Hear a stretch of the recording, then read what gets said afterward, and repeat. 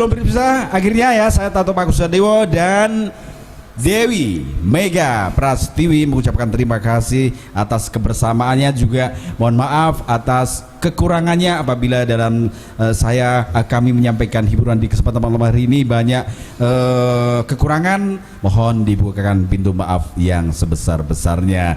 Akhirnya lagu penutup Tiwul Gunung Kidul saya akan duet dengan Dewi Mega Prastiwi. Gimana ya, Bi?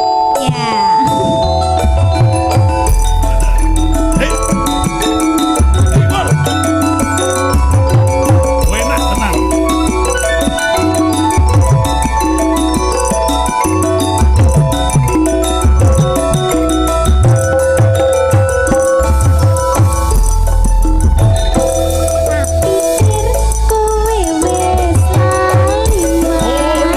Karo aku sanggup tongke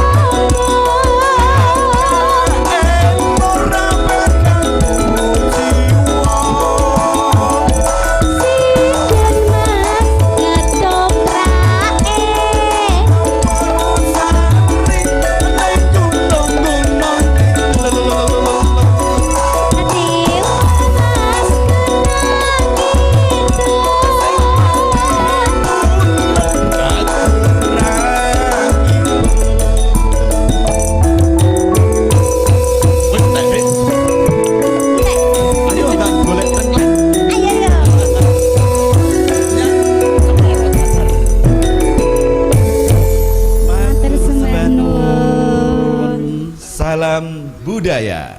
Lestari budayaku.